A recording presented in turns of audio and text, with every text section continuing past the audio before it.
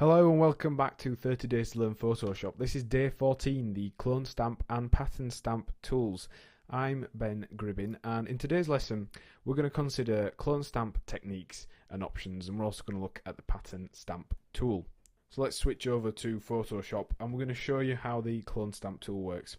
Now, it's a brush based tool, so what we mean by that is you have all the ability to change brush heads, sizing, hardness, just like the brush tool, the art brush tool, the eraser tool.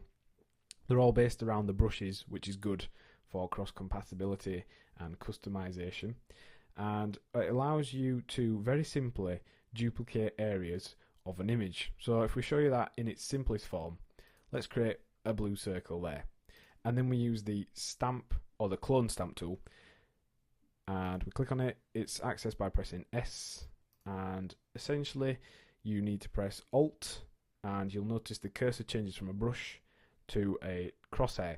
That is where we're going to duplicate the image from, so we can actually set the area we want to duplicate. In this case, we want to duplicate from the center of the circle, so we'll just roughly align that and then click, and that's now going to duplicate our image from there. Now, in the center of our brush, it does look like a normal brush, but it isn't. It's actually showing a preview of what we're going to be duplicating. So you can see there that we've created an exact replica of that circle there. If we reset our cloning area from that circle again, we can then offset it, go over here, and we can do the exact same thing again, only this time if we go over to the right, because we've already got two circles there, it will clone that, and if we go over again, it will clone that circle, and if you let go of the mouse and keep going, it will just keep cloning and cloning and cloning. So that's the very basics of the tool. How can it actually be used? Well, if you look at this old photograph here, it's been damaged, been torn, it's been ripped, it's faded, and using the clone stamp tool you can actually work your way around an image, recreate, reconstruct areas, and restore a photograph. That's one of the main uses of this tool. So if we just go on to this secondary image, this is one where we've half restored and half haven't. Now this side's had a bit of colour correction applied to it just to make it look a little bit stronger, but you'll see from the original to this one we've recreated corners, we've removed tears, we've repaired areas that actually technically didn't exist. So for example, in this hairline of the chap here, there's no hair in this white gap, and yet on our restored version it would appear as though he's got a fine head of hair with no seaming joints or seams. So that's done by using the clone tool, and let's just demo that for you so you can actually see how it works and start repairing photos of your own. Now it's got a wide range of options along the top. You can change your brush, as we've already said, change the hardness. In general, if you're repairing photographs and things like that, turning the hardness down helps to just blend in and also hide what you've been repairing.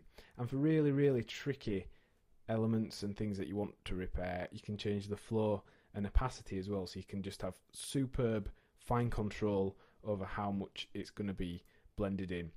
And also this option here for the layer you are selecting it from, if you do all layers it will actually clone an entire layer, whereas sometimes if you've got a couple of layers, for example, let's say we've got blue circle on one layer, we'll create another layer and put a red circle on it.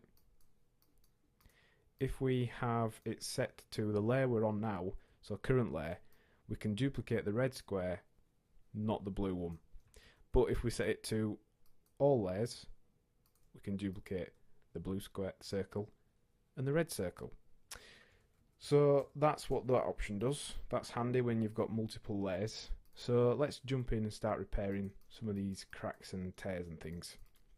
In order to repair this area, we've set the brush quite soft, we've kept the opacity as it is, and you're going to do a lot of re-aiming your clone area.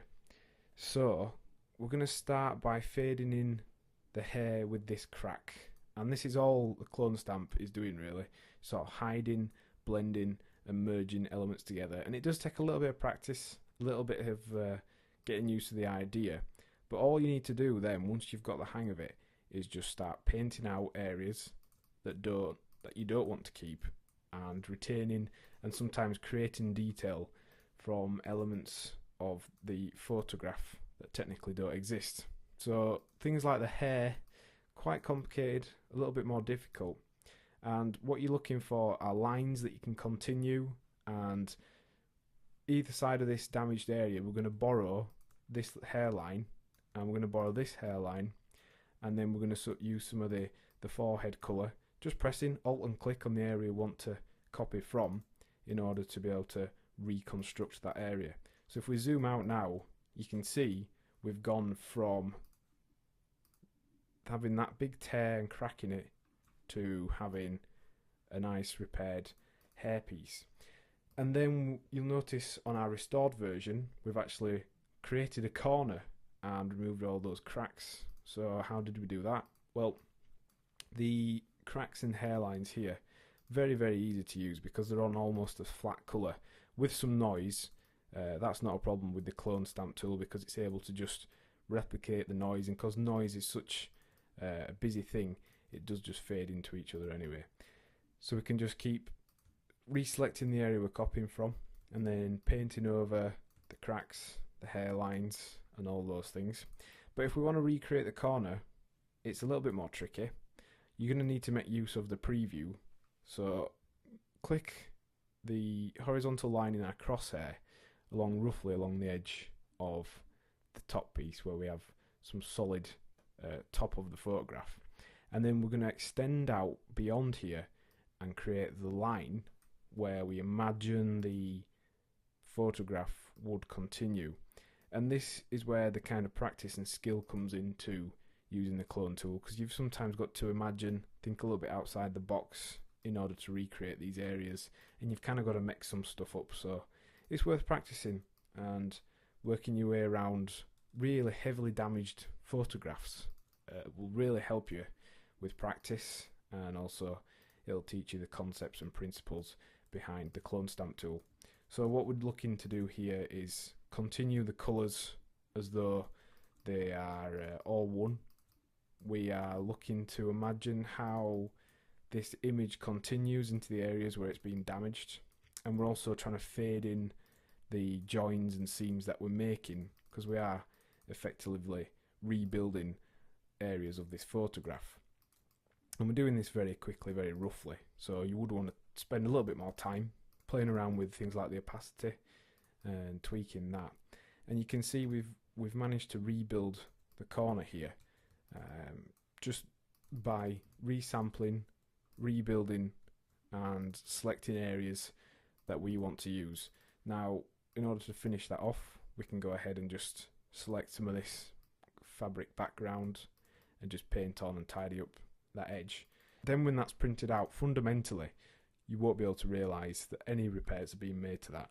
So that's one of the main uses of the clone stamp tool. It's probably my favourite tool in Photoshop because it's very easy to use once you get the hang of, and it creates some really cool effects, helps you restore images. It's totally flexible, so we can use all the brush sets and things like that along with it. We can create some really cool restored photographs. Now the pattern stamp tool, again under S, Shift and S to switch between them, is similar to the clone stamp tool, only it clones in patterns. So if we actually select the whole of our image here and go to Edit, Define Pattern, press OK. When we then go to select our texture that we want to clone in over here, we can select our image, and we're going to show you something that you can use the pattern stamp for.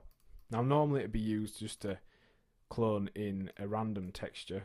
You can see Photoshop has lots of textures already built in, so you could just paint over and add in textures and things like that. But if we set on the impressionist setting and use a combination of different brush heads and different strokes of varying length, we can actually make a sort of what appears to be, let's just put it onto our photograph texture, what appears to be a hand drawn painting. So just clicking on one spot would create hopefully a pretty decent strong colour of that area, but then painting in the shapes and outlines with longer strokes helps start to build up this appearance that our image is created using oil pastels or is a painted photograph. So it's a cool effect. It takes a little bit of time to get used to, but with a little bit of practice and time, you can create images that look as though they've been painted by hand, and you can create very convincing, very good effects using this tool. So it's quite handy for doing things like that, and also just cloning in general patterns and shapes over the top of our images. So what have we learned in today's lesson? Well, we've looked at how to use the clone stamp to duplicate images, and also how we can use it to repair photographs. And we considered how we can use the texture clone tool to create a faux painted image, and also how we can use that to apply textures to files. And your task for this lesson is to find an image which has dust specks, which has tears or damage, watermarks, things like that, and experiment with removing the blemishes using the clone stamp tool. Next time on 30 Days to Learn Photoshop, we're going to look at the Magic Wand tool. Thanks for listening.